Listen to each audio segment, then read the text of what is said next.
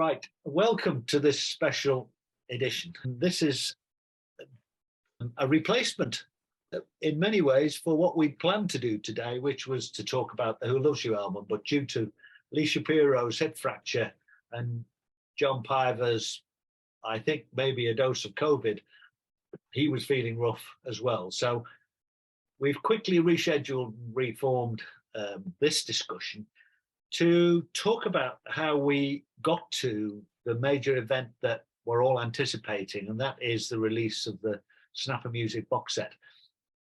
And the importance of that is because for us as fans, and particularly the fans in the UK who have always been very dedicated to Frankie Valli and the Four Seasons, the trust that's been placed very unexpectedly that caused this project to happen happened in 2018 when Snapper Music, who have a history for doing fan-based anthology sets, approached us and said quite unbelievably that Bob Gaudio and Frankie Valli and the three majors were up for this. Well, there's only two majors involved really, and that is with Rhino, with Warner, and Universal. So they've committed to this box set, and I don't think we can underestimate the importance of placing that trust. And as a result, we have 830 tracks coming out in the foreseeable future. But take it back to 1962, guys. We know that the Four Seasons had to place their trust in Bob Crewe, and that was the cornerstone of their three big hits. And Bob Crewe sold Sherry to VJ. That's the story, I believe, anyway. Now, that trust was probably pretty shaky as far as groups were concerned at the time because of the contract issues that happened with many groups and artists during the early 60s. So kicking off with you, Anthony, what do you think about those times and the trust issues that arose during the VJ period? Well, in retrospect, somewhat, I don't think the Four Seasons at the time in 1962 really were concerned at all about trust. Frankie Valli was 28 years old, Tommy DeVito was 34 years old, and Nick Massey was 35 years old. They have been struggling for 11 years, since 1951 together. And success actually seemed to be still a thing that was eluding them. In fact, I've read that Frankie was about to quit. I forget, I guess in Russ Woodard's article, there's a story about him sending a letter to Nick DeVito, Tommy's brother, who had been a member of the Four Lovers, but quit and moved to Las Vegas. Frankie was asking him if possibly Nick DeVito could find him a job in Las Vegas because he was about to quit the group. That, as it turns out, was about a month before they recorded Sherry. So obviously his plans changed abruptly. But I think they were just desperate for success. And once Sherry came, I think they, that their only goal was to continue the success they had found. So I trust didn't come into an issue, I think, when they sort of discovered that maybe they weren't getting the money that they deserved.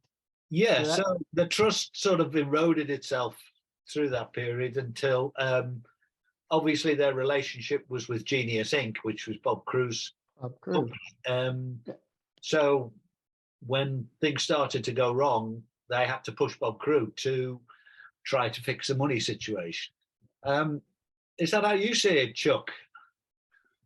Pretty similar. I think that as I look at the group back in the VJ era, they were really employees almost of Bob Crewe to start with when he when he signed the deal for Totally. Sherry. They were employees of Genius They were Music employees.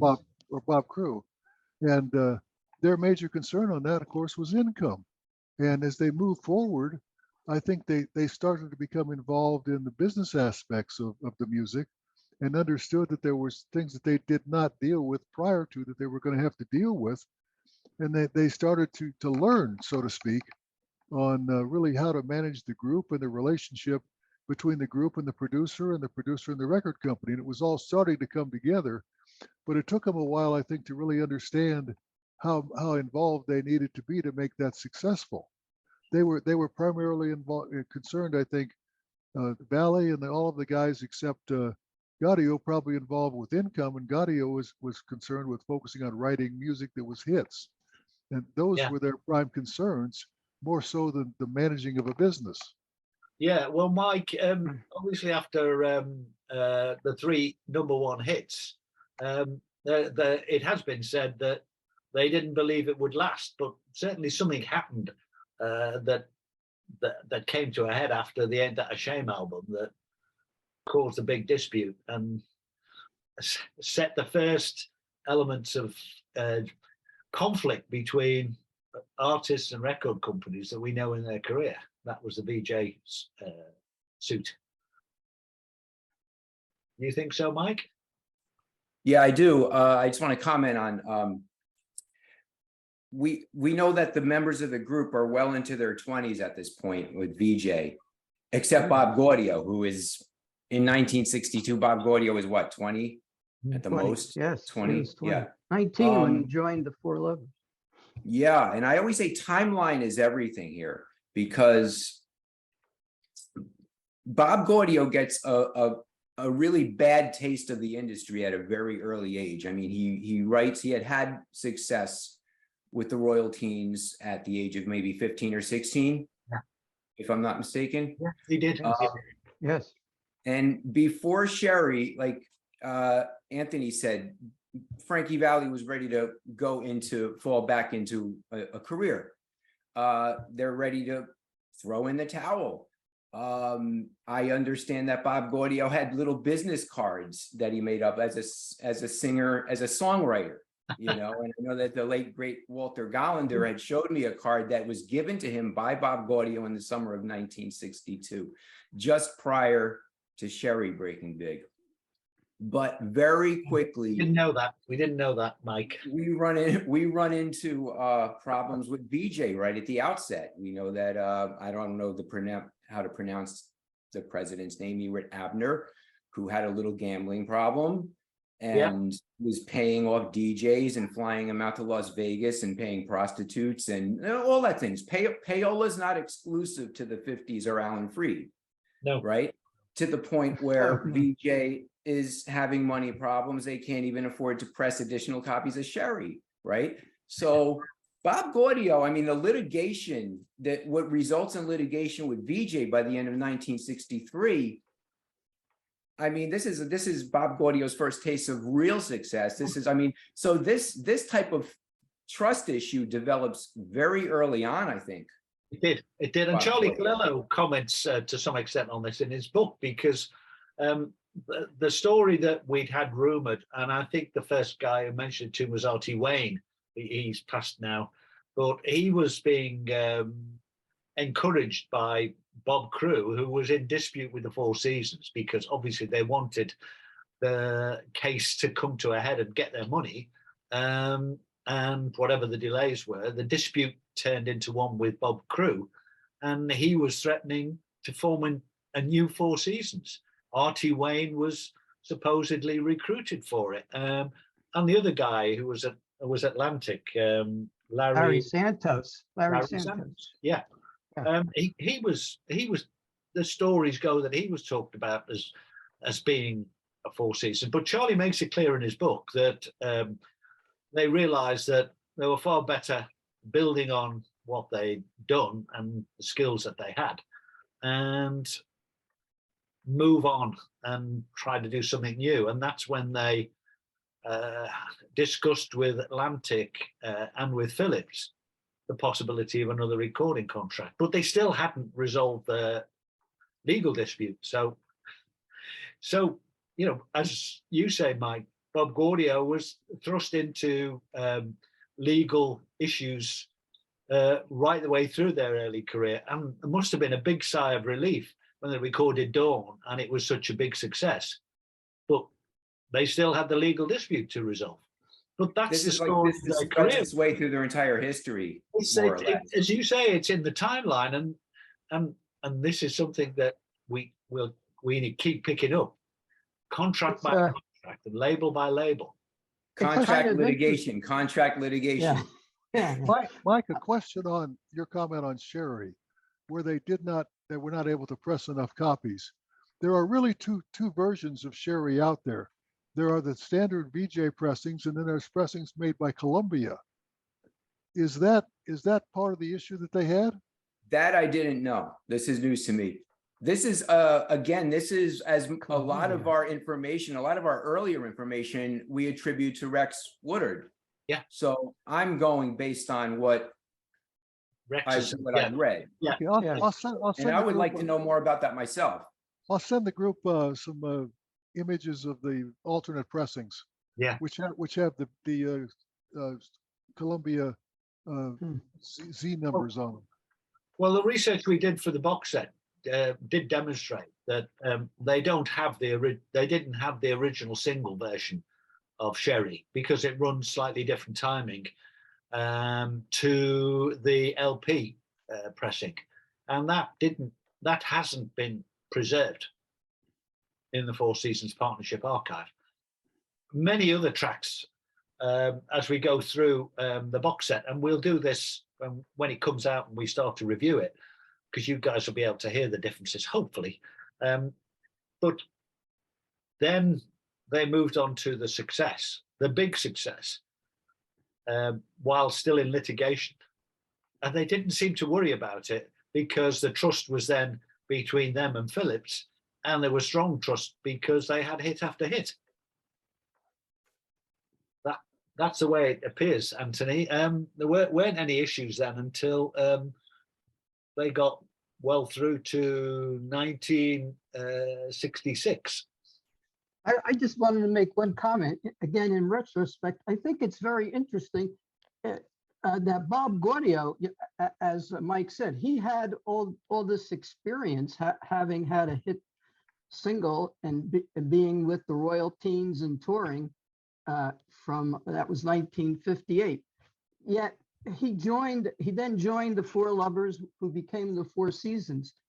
Tommy DeVito was the de facto business manager of the Four Seasons. All the business aspects were left to him. And as we know, Tommy's way of dealing with business matters related to his growing up in the Silver Lake area of Belleville, New Jersey, where we know he was associated with mob figures, and all of the early dealings of the Four Lovers were with bar owners and nightclub owners who were related to the mob.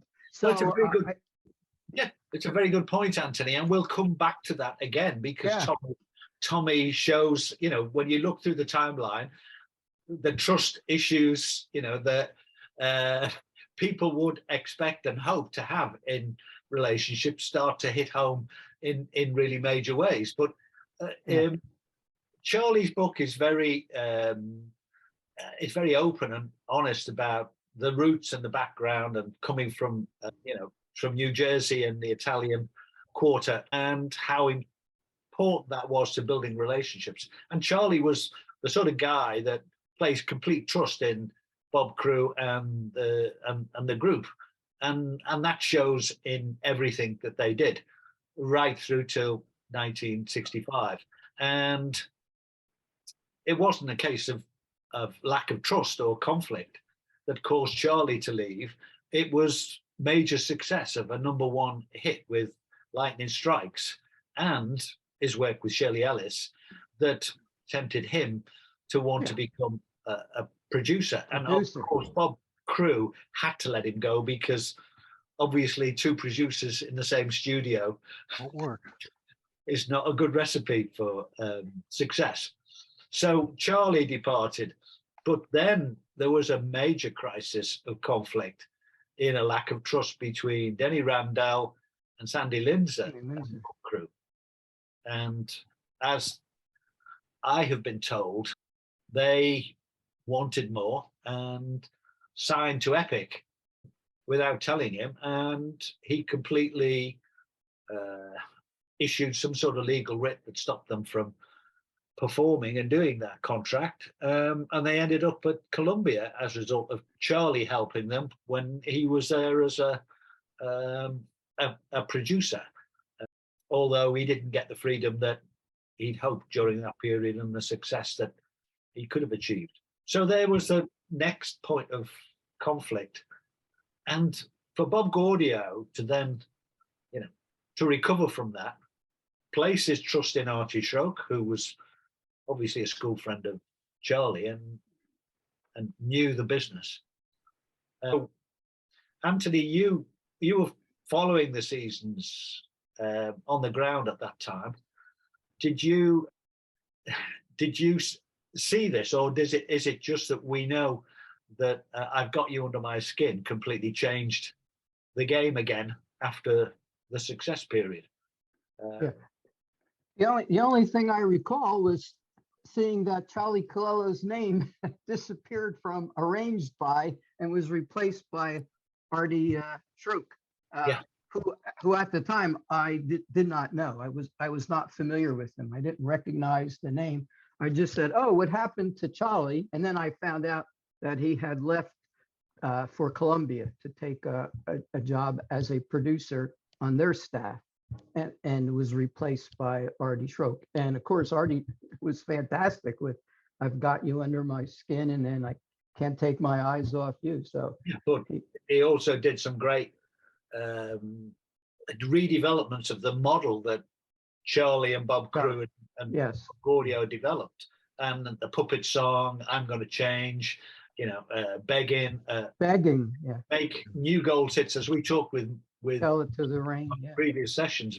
Like that classic collection of diverse and reactionary sounds was a cornerstone, wasn't it, of the change in 66 into 67? Yes, clearly. I wonder why they didn't build on that. New gold hits. Yeah. Yeah. What do you think, Mike, about, I mean, you strongly believe in new gold hits, don't you? It's my favorite record was put out in the 60s. Yeah. I mean, I don't know what else to say about it. It's my favorite. I like that there's a lot of electric guitar on it. I was just listening to it this morning. Yeah.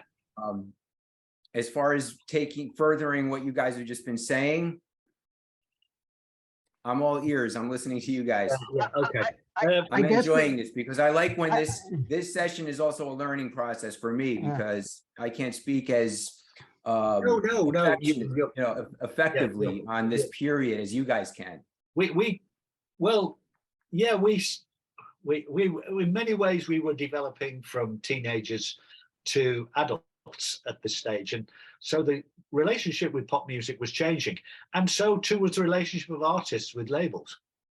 What I can't relate to, though, and I admire you guys for this, is I was not there, so I did not live through the actual first early evolution of the seasons during this period. So having the experience of having heard Sherry when it was actually released, and then within 3 or 4 short years, you're listening to Working My Way Back to You, Come On Marianne, Tell It to the Rain, and seeing that evolution in real time.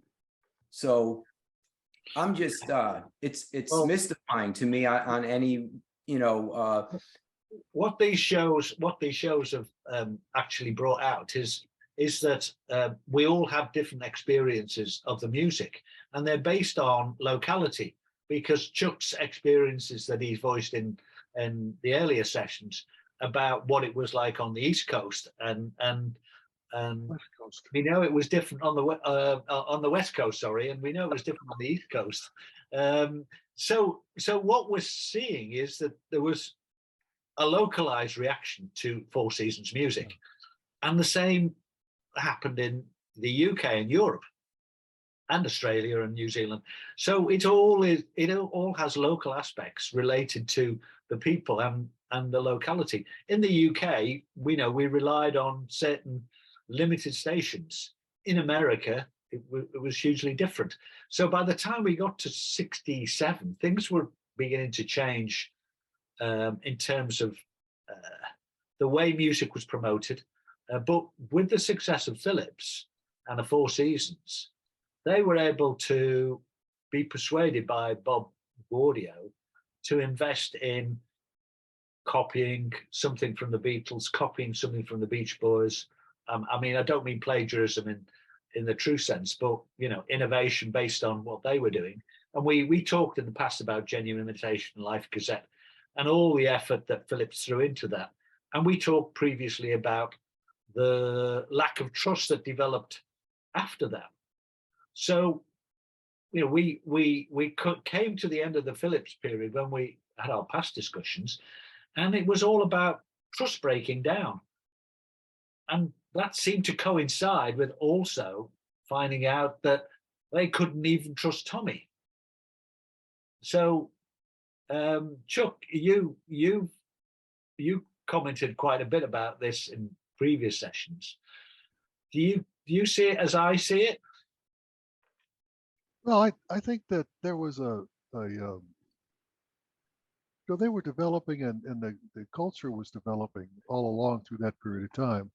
I think most of the season stuff through New Gold Hits has that classic hook of the first 5 to 10 seconds where you recognize immediately it's a Four Seasons song, and it is developed with an extension from the simple the 4 instruments or 5 instruments. You've got horns coming in it, you've got the tambourine, you've got the background singers that are singing more so, and you can see a total development of a totally in-depth sound. I think the other side of the coin was the money side, where clearly they had some issues with the cash flow, and they decided to deal with some of the investments or loans that Tommy had got involved in, and clear that up. And they were struggling a balance of creativity and finance. I think that to me is a key. I know they owed some back taxes, and I don't know how the record companies related to a group that had issues like that. No. Well, we talked about the movement away from Philips, and that seems to have been partly timing and the timeline of contracts. But in departing, we know from our previous discussions when we talked about Motown about the lack of trust with Philips, and then the legal conflict to recover the masters. So they joined Motown, a new contract, and started litigation to recover their masters, which they didn't achieve till 73.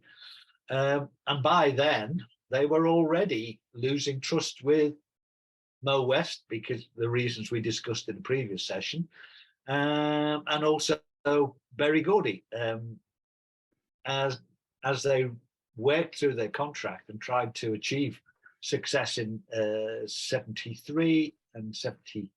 Well, by the time they got to 74, Hickory had come out and hadn't achieved anything.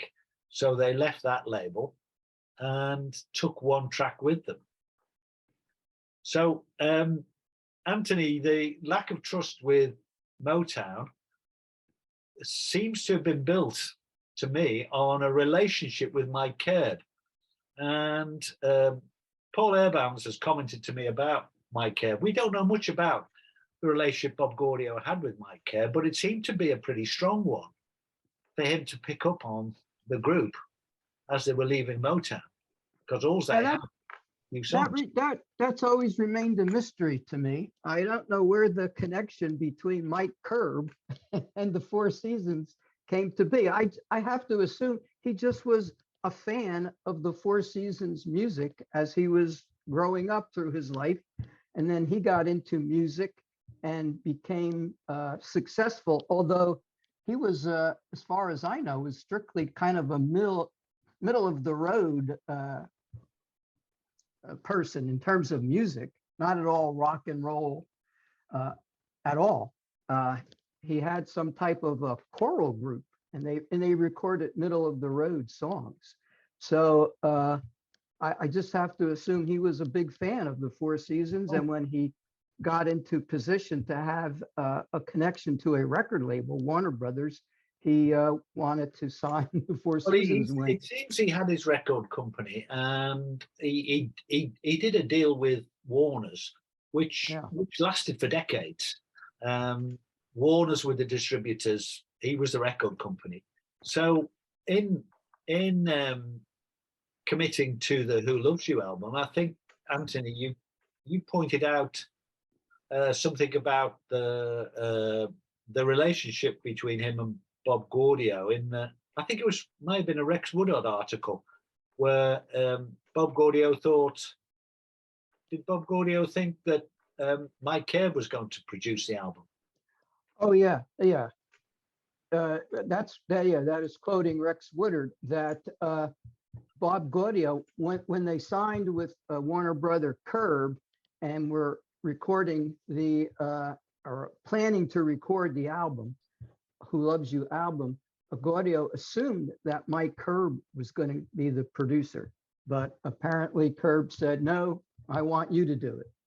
And so I guess following his recent failures of the Genuine Imitation Life Gazette and Watertown and then Chameleon, Gaudio was not in the best of spirits, or had lost confidence in himself. Yeah, he hadn't had very much success at Motown, as we said, because he did as a producer with Diana Ross and Martin and Finlay. So he was possibly not best equipped to tackle a major album that was going to challenge the current market that they were in. Mike Kerb. No, Bob Gaudio was not in a. No, but Mike Kerb, talking about the Kerb Gaudio relationship. Yeah, Mike Kerb was also heavily involved in California politics at the time. Yeah, and it may be been such that was at that time. I thought that was later. No, that was started when he was at the local level. But then was he a Republican?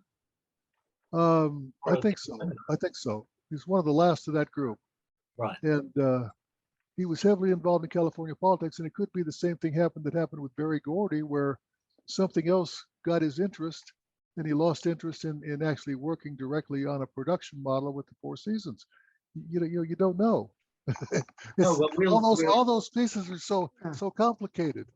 We'll save the discussion on Who Loves You album, as we detailed it out to talk to Lee and John, for a future session in March. And we'll just jump forward to the point where somewhere along the line, trust broke down between Bob and Frankie and the Four Seasons that they were going to launch. And we had the major, this is when fan clubs were in existence. I know there'd been a fan club in '64, a minor one, but there'd never been a major group of fan clubs like there was in the 70s, where we had a US fan club with a Chameleon newsletter, and we had the UK fan club with George Ingram newsletters. So we had strong fan clubs, and although it was all letter correspondence, we were still chasing albums, and that was the first point at which the fans established a relationship with the group through their management companies, and that's where we are today started, for me and for many others. I don't know about you, Anthony, and whether you were involved with the US fan club or whether you were, Chuck, during that time. I was a member, but I didn't have anything to do with running it, but I was always amazed at the sort of inside information they were able to get. I mean, I always found those newsletters so informative, and they seemed to preview things that were going to be coming up in the future. So I said, well, they must have a direct phone line to Bob Gaudio, or someone in the Four Seasons. Very much no. I can guarantee that wasn't the case. That Steve Bailey, Bill Witkowski Yeah, did a good job of tracking stuff down at concerts yeah, and it's a great job. getting information out of Frankie, but there's not really anybody else that they got, maybe from the road manager at the time. But they did start a public relations company to obviously promote the singles and the success from Who Loves You and through to about 1979. But everything changed then. The sacking of, obviously Mike Kerb couldn't get another deal done for a Four Seasons without Frankie, and Lee has said that idea, that concept of Frankie going solo and them going solo wasn't going to work. Every fan at the time in the newsletter was amazed at the news when they sacked the group basically and moved on to a Frankie Valli solo career. That didn't last very long. The trust had broken. The trust had also broken with the fans. I mean, we'd had a trust situation of breakdown when Joe Long was sacked from the group and John Piver was brought in. We talked about that previously, but now we're into the reunion and Frankie Valli tempting Jerry Polci and Don Ciccone to come back at the same time as the reunion album was done and the Heaven Above Me album was done. And they did a major tour of the UK and I think of the US at the time to promote those albums. But there seemed to have been all sorts of contractual issues and problems at that time. And maybe by that time, Bob Gaudio was very tired of the whole scene. Certainly Bob Crew was, because he walked away in 1981. And at the same time, Frankie Valli suffered major tragedies in his life with the loss of his daughters. And I think his father died about the same time after a stroke. So as fans, if you were around or you were following the group at 1981, how did you feel, Anthony, about it at the time?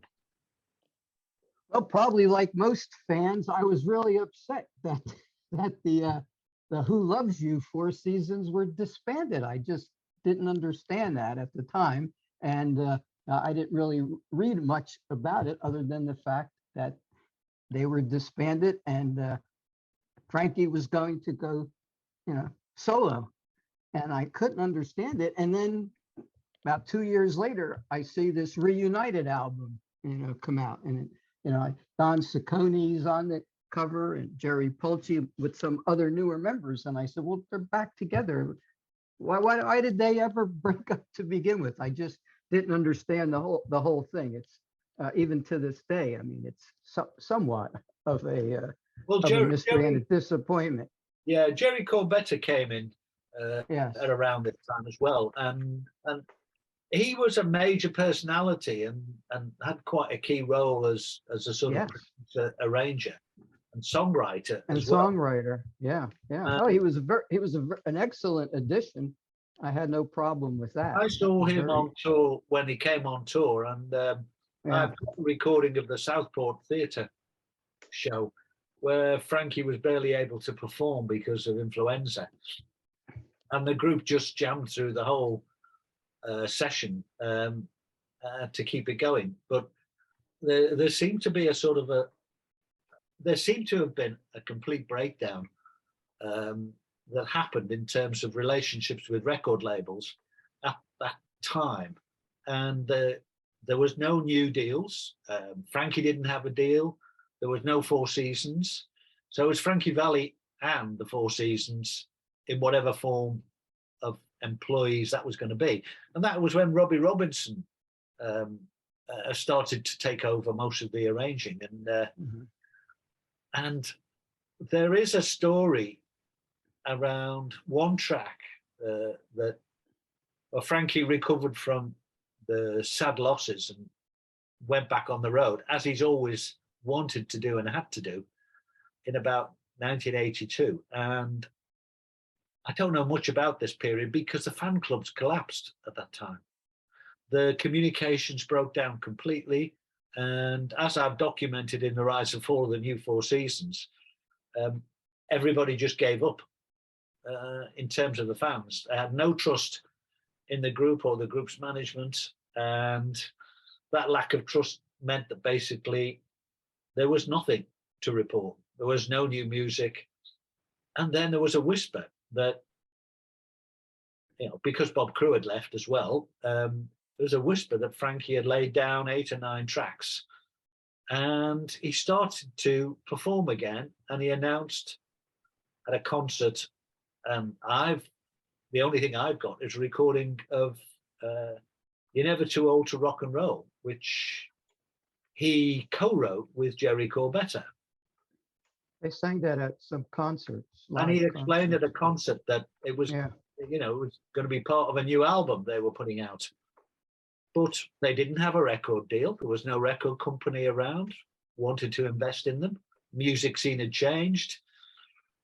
They seemed to be an oldies group, and it was just hanging on in there. This is all evidence from the tape storage. And when we looked at the tape storage, we find 2 tapes of the Four Seasons.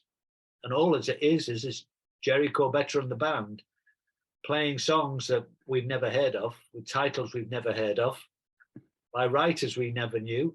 And the very last track is You're Never Too Old to Rock and Roll, and Jerry singing it. And halfway through it, Frankie joins in the chorus. And that's all we know about this so-called album that Frankie was putting together. But again, there was no relationships or trust between record companies, fans, or anything at this time. And You're Never Too Old to Rock and Roll is something that Frankie would always say to the audience near the beginnings of all of his shows in the 80s. It was always something, remember, you're never too old to rock and roll, right? And then it became a song at some point. It became a bit of an anthem amongst fans as well. And we've incorporated in the box set, and we've also incorporated the rehearsal copy with Jerry Corbetta and Frankie, because it's so anthemic and sing-along that it wasn't really Four Seasons, but it somehow was catchy. So He should bring it back. He should bring it back in his concerts. It'd really be appropriate now.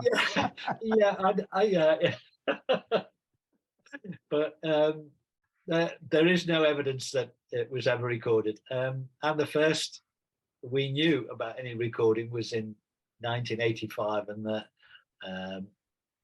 the fact that Bob Gaudio had a new album deal that was put together, I think it was with MCA for the Street Fighter album, and that had problems in terms of production and in terms of issue. It didn't come out in the UK till a year or a year and a half after, and a tour was cancelled to the UK because of bomb threats in London from Iran or the Middle East somewhere. And just as The Book of Love was starting to climb the BBC chart. And one thing that seems to be forgotten about the whole trust issue, and particularly the issue with the fans that came out, is that the UK fans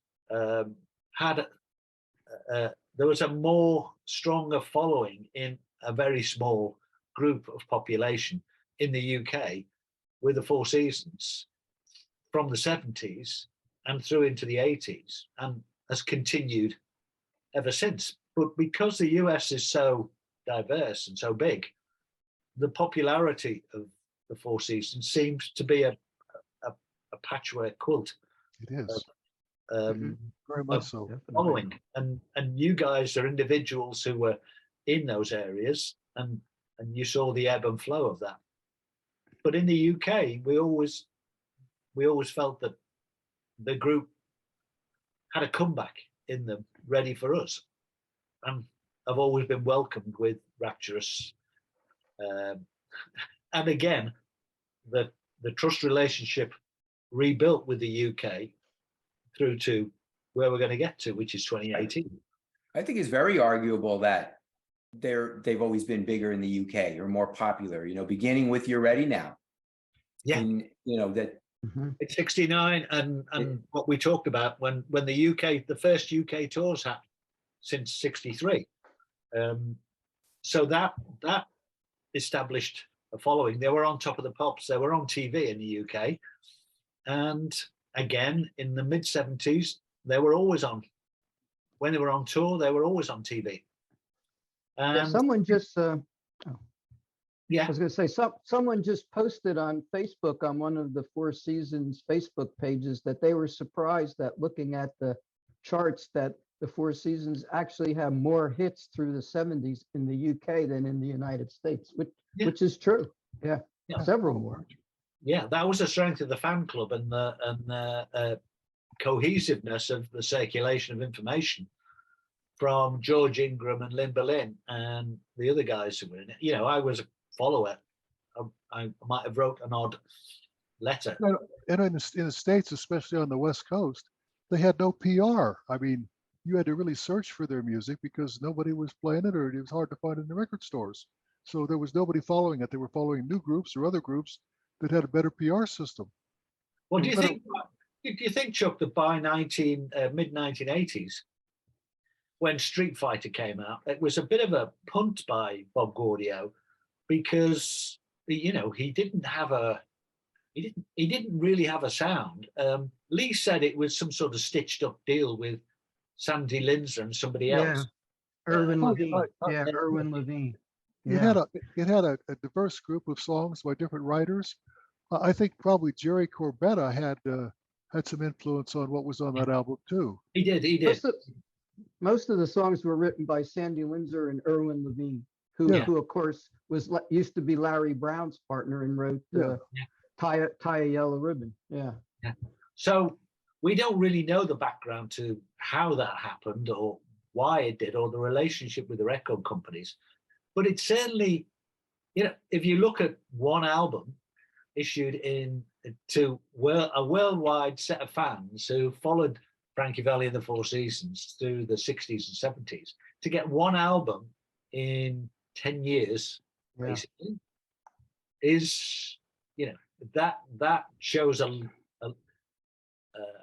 lack of investment or a lack of interest and a loss of reputation that was pretty damaging and has been pretty damaging all the way through until Jersey Boys. So, you know, we have a sort of a checkered period of not much happening and not much trust between record companies, the Frankie and whatever group he had, and any fans or any knowledge of what market they were going to aim at. You know, it was all about money. I mean, the record company was interested in making money, and they knew what it cost to produce an album. The cost to produce an album in '85 was probably 5 to 10 times what it was in 1962 because of the changes in the environment and the way they did albums. And Valli and Gaudio, I don't think really wanted to put their own money up for the albums, so they were trying to find a record company. And when the record company had a choice of the Four Seasons or three other groups, which had just recently had some following and with a new sound, they probably decided to take the new ones and risk with the new ones rather than risk with somebody that had a checkered past.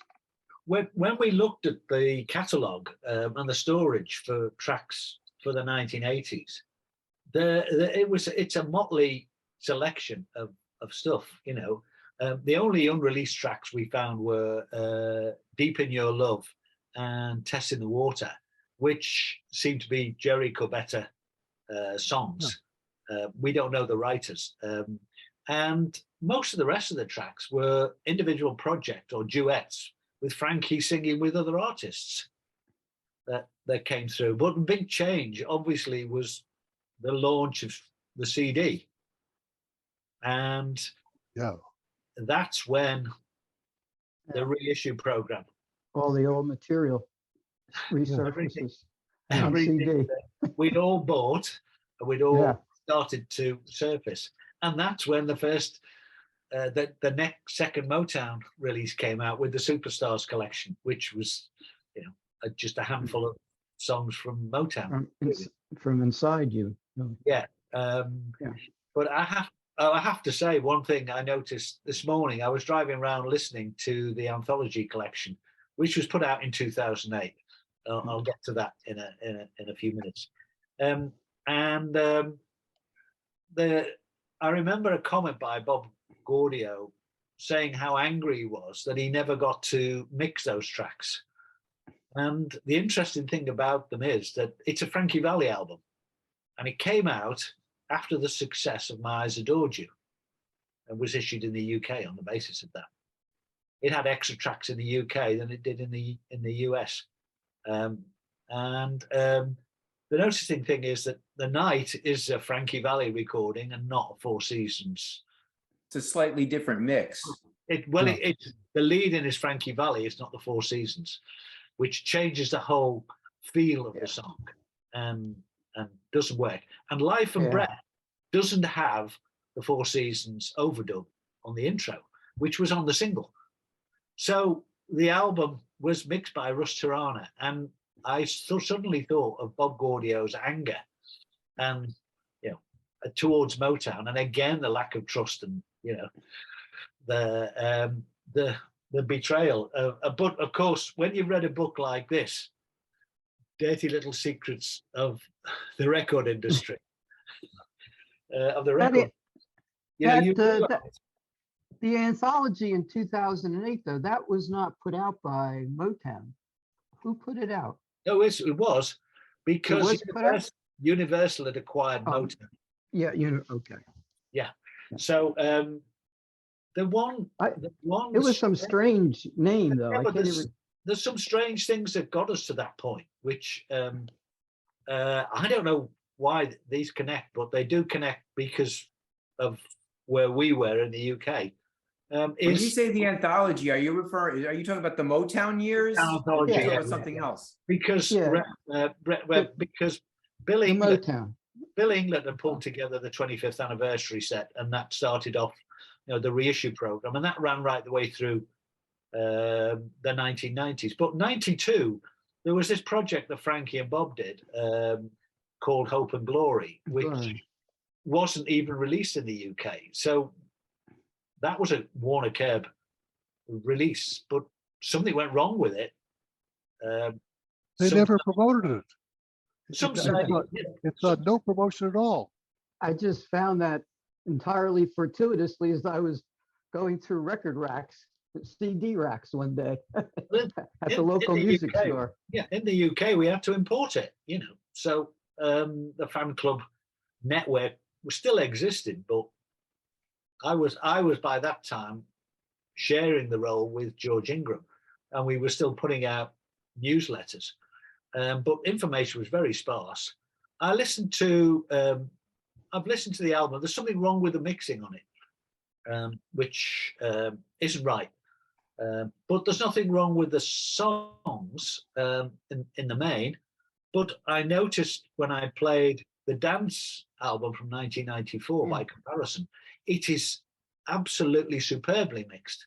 And it was Tony D'Amico, I think, who did those mixes, and Ben Liebrand had built on the mixes that he'd done in 1988 for December '63, and that is a really punchy album. And if that had been promoted, well, it did well in the clubs in Europe, but I don't think it did well in the USA at all. No.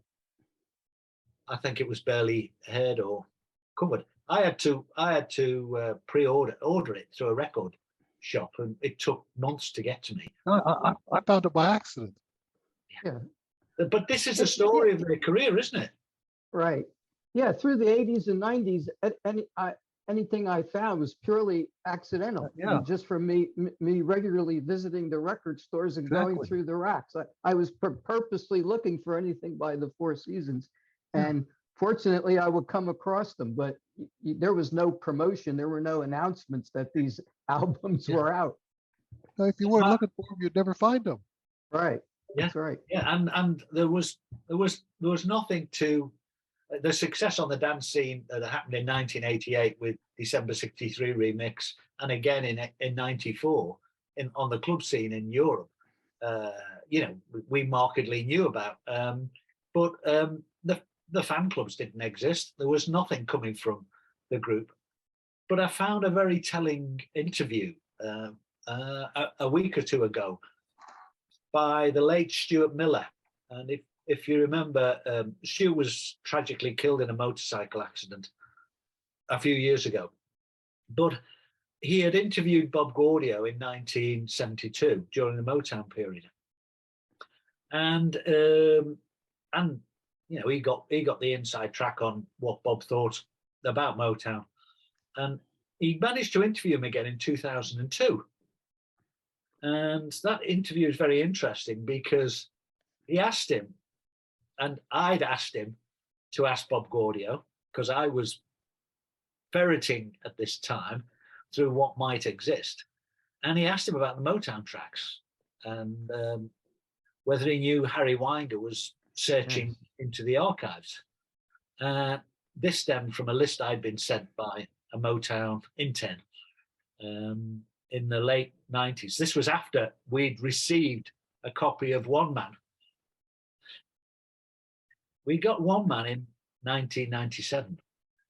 And Elliot Goshman found that in the Mercury vaults. Now, I thought it was New York he was in, but I've got a feeling the Phillips vaults are in Chicago. So we got One Man on the basis that provided you share this with everybody and you don't charge anything for it. I said, we never have and we never will. It's out there. And I sent it to Peter Bennett, Frankie and Bob's lawyer. Peter Bennett denied that it was Frankie Valli and the Four Seasons. So this is the start of where we realized that the lives were controlled by lawyers. Oh. And deny. deny. And there's nothing at, and then we had obviously the period where there's nothing at Motown. When I said we had the list of Motown tracks, they're all demos and they're all unfinished. And so in 2002, it was reading this interview, I was surprised that in 2002, Stuart said that Bob Gaudio admitted that there were tracks at Motown. He'd had lunch with Harry Winder. Yeah. Harry was going to look and see if he could develop a release. And Bob Gaudio was happy for that to happen. He couldn't remember the tracks because Frankie had done a lot with other producers. He'd done some stuff with Frankie. Bob Crew had done some stuff with Frankie. That was all he could remember of Motown. So the interesting thing about it was he also said that in that interview, when he was told about what Mark Linnett had been doing with the Beach Boys and the Pet Sounds album sessions and a box set coming out, he said, yeah, that's a very interesting proposition. It'd be good, but the Beach Boys are another tier. We're sort of middle tier. The Beach Boys seem to be up there. He also said that, well, the Beach Boys work with Capitol. We don't have any record company to work with. That would be much too difficult and too expensive for us to go back and do that. Right? Yeah. And they didn't have anybody sitting there looking after the catalogue the way the Beach Boys catalogue had been acquired at the time and then pristinely researched.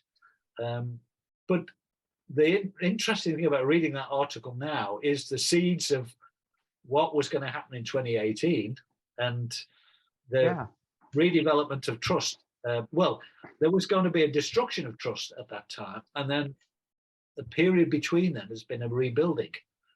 And I wanted to share this with you because it comes out of the research we did on the box set. Stuart published that interview to UK fans, some certain number of UK fans, and he didn't tell Bob Gaudio that he'd recorded it. Bob Gaudio was incensed at it having been recorded and refused to have anything to do with Stuart again. Of course, then we get the Jersey Boys show, and we know that out of the Jersey Boys show flowed what has always flowed out of any major success that Four Seasons have had, and that was litigation. Because Rex Woodard's name was deleted from the book that he'd written for Tommy DeVito. Tommy DeVito in 1991, and Tommy had submitted to registered copyright. So the whole thing was exploded in court. But I was, obviously nothing had particularly happened during that period, except that Paul Nixon and I, Paul Nixon's a major Motown researcher and compiler, and he had contacts in Motown, and we wanted to get some of the unreleased out on a UK release. That didn't happen. So Harry Weinger had a meeting with Bob Gaudio, and out of it came a deal to do a new album with Frankie on Universal, which was called Romancing the 60s, and at the same time release the Motown released tracks for the first time on CD. And so that was a direct influence that we in the UK had because of our desire to share tracks and music. So the 2008 anthology, the Motown, that came about because of that meeting between Harry Wenger and Gaudio. But then Gaudio complained that it didn't, Anthony.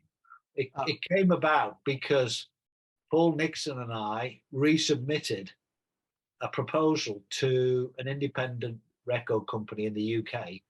Yeah, I knew you were involved in there. Some would license the tracks from Universal, and who came onto the scene but Peter Bennett again, Frankie Valli's lawyer, and said, "There's nothing left at Motown. There's no tracks there, and anything that was unreleased would be of such a poor quality that it couldn't be listened to, and would be very damaging to Frankie's career at this point." But of course, Jersey Boys was the major game in town, so we knew that that maybe it wouldn't happen. But the result was Harry Weinger met Bob Gaudio again, and this deal was struck. But it had been talked about in 2002 when we first asked about it. Yeah, it's amazing that you read, things happen slowly in any business, but when you read that article that was from 2002, and things really never happened after that for quite a while. But I think Jersey Boys took over. That's right. Jersey Boys became Gaudio's, major obsession, or what he, the only thing he was directing his efforts at, and so everything else got put aside. But it exploded into the biggest thing that they'd ever had in their career, and so it was understandable the focus would want to be on that. So I think the 2008 and 9 Romancing the 60s and Anthology, they are locked together with Universal, but they were a point of building on the success of Jersey Boys. But the real revisiting of what was in that 2002 interview with Stewart is a box set of all the hits and the singles. And that came about as a result of Charles Alexander's involvement with he was called in to work with Bill Inglett and Bob Gaudio on the Jersey Beat box set, which I'm not sure which year that came out, but it was 2008, I think. 2008, yeah, the box set, and the lack of success. Whatever success that had, it was a poorly mastered album for one reason or other. I'm pretty certain Bill didn't do all the kind of mastering, but it's an over compressed album of that decade because you lost the dynamic range due to compression. So we had lost the trust with Bob. Bob at this time had, I think, during the last 10, 15 years, has been embroiled in all of the Rex Woodard litigation, and that litigation, I was shared with the papers and the whole storyline of that litigation, so I know it in detail from the lawyer who was representing Rex Woodard's widow. So it is a pretty condemning story, but it does highlight again the lack of trust that anybody could place in Tommy DeVito. And Rex. My hand to God, my hand to God. Yeah, Rex Woodard was the original and authentic music researcher on behalf of fans. He is the fans' hero, and I regard him as, I wouldn't be doing this but for Rex. There's no doubt about it. And I've quoted him extensively in anything I've written. But the story of what happened with that copyright action. Well, first of all, Tommy DeVito was found to have breached duty of care to Rex's widow, and she got 50% of Tommy's Jersey Boys royalties. But they also pursued a copyright claim against Frankie and Bob. Frankie and Bob convinced a jury that they had no prior knowledge of the works, and no copyright breach was proved. That's fair enough. That was the decision of the court.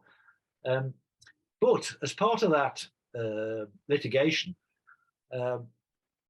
the emails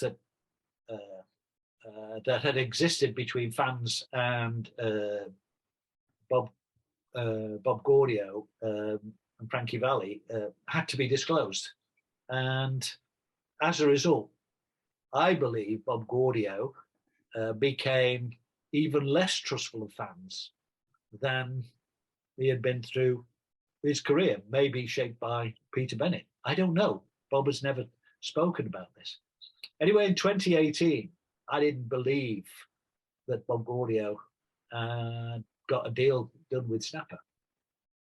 Why would I believe that? Yeah. What do you think, guys? And Chuck, what do you think? Do you think at 2018 how anybody would believe that the Four Seasons would open their archive? You know, the Jersey Boys was there, and the Four Seasons weren't considered. It was all Jersey Boys, and I talked to very few people who know anything other than the songs from Jersey Boys. So I've always been amazed that Snapper is taking the efforts to put together this what I hope to be a fine set. It was clearly a gamble by them, wasn't it, Mike? Yeah. It really was, because I don't necessarily know that this is completely an issue of trust, but it's more an issue of what's viable, what's lucrative. Yeah. As Chuck said, and Chuck nailed it, it's always and always has been about money. Yeah.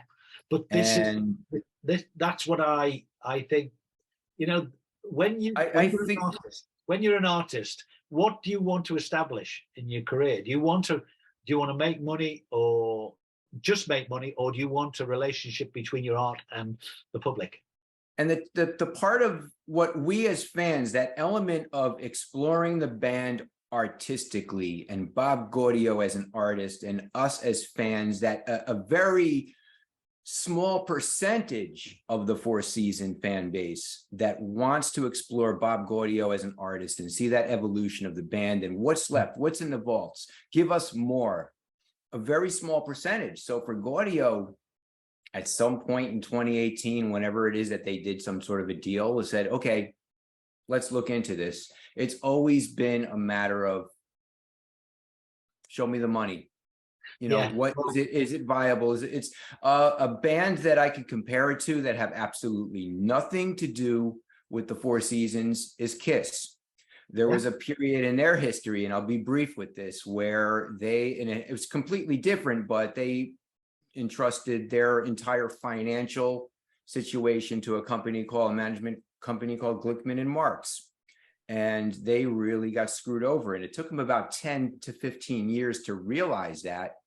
And this is Paul Stanley and Gene Simmons in their early to mid 30s. and they never trusted anybody ever again. Yeah. Bob Gaudio learns this at the tender age of 20. Yeah. And I think the Bob Gaudio, as we see him as somebody that doesn't trust anybody, begins maybe at the time of Motown or just after Motown, when they get the rights to those masters back, and they say, well, you know what, from here on in, we're going to own our masters, and we're going to make and them. we're making the decisions. We will use this music as we see fit, and as you know, is it worth it? Well, Is it worth the effort? Snapper gave Bob Gaudio total control over the output at the end. We were enlisted on no fee whatsoever to support the project, and Bill Inglet was recruited to bring the master tapes to new transfers. I've got a lot of questions about the status of transfers since the analog days and the analog tapes, but I've got tape scans of every box that Bill researched, and some I've shared and some you know about. But the whole basis was they were all safety copies. They weren't multi-tracks. But surprisingly, in 2002, Bob Gaudio talked of possible multi-tracks existing at Philips and having them sorted and in order. And I'm still trying to get to the bottom of the story of what happened to the tapes. But what we were presented in 2018 was the opportunity to review the tapes, Bob Fisher and I. And Bob Gaudio was signed up to it, Reiner was signed up to it, Warners were signed up to it, and Universal were. And we said the core of the box set is the Motown unreleased, and that was accepted by Snapper. So I knew there were 20 to 30 completed tracks, evidenced by paper records. Whether they existed or not, or whether they'd been damaged in storage, we didn't know. So the research went over 4 years, and after a very hard push with Bill to dig down as deep as possible, the last unreleased track that we found, which we'd asked for at the very start, was Killing Time. And because we'd only had a cassette copy, but we actually found that not only as part of the original session tape for Street Fighter, but also on a separate tape as an outtake with a longer version. Bob Gaudio didn't want us to include the longer version.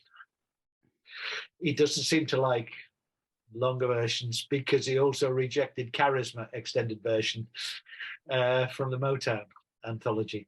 But the process of researching those tapes was huge, and I spent 2,000 hours plus over 4 years. Most afternoons, 2 or 3 hours, receiving tapes, transfers, going through them, trying to find the singles, the original 45s, checking what was new. But the result was a title that Snapper came up with Bob Gaudio, called Working Our Way Back to You. And it's a very telling title in what was committed to in 2018, and obviously carried through all the pandemic, which was a difficult period. But we have a tremendous collection, and it's down to Bob placing trust in us, and giving us, well, as much as he was prepared to give. So the final comments for you guys, really, in terms of what's coming and what you think has been the major, I think this is a major achievement, and just be interested in what you guys think now. Obviously, we're going to go on and we're going to do sessions to review the release when it eventually comes out. But I sent Snapper a 8 or 10 page set of collector's notes, and there's a superb book included on the Four Seasons history. So what do you guys think of where we're at, what the box set means in Four Seasons history for fans? Well, this is a bit of a digression. But I was interested in that 2002 interview by Stuart Miller that Gaudio refers to a live album. He was there, apparently they were still under contract at the time to Curb Warner. Yeah. And Stuart Miller asked him about, are you writing new material? And Gaudio says, oh yes, I've written some new things, and we're probably going to be coming out with this one more album that was owed to Warner Curb. Yeah, yeah. And it's it's probably going to be a live album, he says. Well, whatever happened. Or it might be two albums, a live album, because Yeah. it assembled the live tracks from concerts. Yeah, right. Had a set. So whatever happened to that? That's unreleased too, I guess. Well, we did find that there was one set of live recordings that we couldn't include in the box set, and they were the Midnight Special. And the reason was there was a guy, Bear Sugarman, I think, who was the guy. Yeah, Midnight Special producer. Yeah, yeah. But the Four Seasons, it appears, had paid for and recorded the live sessions, and all those tracks for that show are in pristine multi-track recordings. Yeah. So Yeah, those are we available. couldn't include them because we couldn't get Bear Sugarman. We just Yeah. simply contact him. Well, he sells them himself. They put out a whole set of DVDs. Yeah, of but the he Midnight Special. wouldn't approve. Well, Snapper weren't comfortable releasing the material on the basis of the Four Seasons claim to owning the recordings, so they didn't get in, and so that may be part of what they were talking about. But they may have other stuff, because obviously we had the board recordings from 1986 of a show that they did, and we've pulled Street Fighter off that. I think Book of Love, because they were the only live performances of those studio recordings. So that they're a very important part of the collection. But you know, the at the end of the day, Bob Gaudio has had to do deals, you know, throughout, of what he could get signed up for and what he could get signed to. But the interesting thing about those songs that he said he'd been writing, they were rhythmic, and they were developed on the sound of Who Loves You in December '63. And he said, something we probably should have done at the time. Yeah. And it just reminded me of Lee's comment and Right. your comments, Anthony, in previous, that, and we'll talk about this when we talk about the Who Loves You album. Why didn't they stay with the formula? If it works first time, It'll work the yeah. second time. I So- think by 2018, Jersey Boys had closed, and this was, I guess, before Gaudio got involved with the Neil Diamond Broadway show. So I guess he had some spare time on his hands. So like they were able to get his attention about the Snapper music box. he has said in the past, it's all about timing. Yeah, right. And I think that's exactly what happened in 2018. Unfortunately, the pandemic disrupted everything in everybody's lives. So we're delayed in you guys hearing all of this stuff. But let's close with positive views about where we are as fans now and what we hopefully will be getting in April or May. What do you think, Mike? Are you looking forward to this release? Oh, definitely. I mean, this is something that the fans deserve. This is something that the group deserves. It's something that's a long time coming. You know, it begins with Bob Gaudio's constant complaint for many years that the Four Seasons never got the credit that they deserved, and that they were never spoken of in the same sentence as some of their contemporaries and peers. And which also means that the group was never subjected to the same type of scrutiny that the Stones and the Beatles and those guys, Bob Dylan, were subjected to. And it kind of, some of the things that I've heard in the past, well, they weren't that type of a group. They weren't that type. Nobody cares about their back catalog. Nobody cares about unreleased material. I've read this. I'm sure you've seen these kind of comments. Yeah, well, Bob Gaudio admits it himself in this 2002 interview. They're not in the top tier. Yeah, but so what? Who cares? You know, it's like we're fans of the group. We want this stuff. Yeah, We but should as you said before, it's about the money. The thing about this, it really is. But again, once you peel that away, yeah, but how much longer are these guys going to be around? Put this stuff out there. Enjoy it.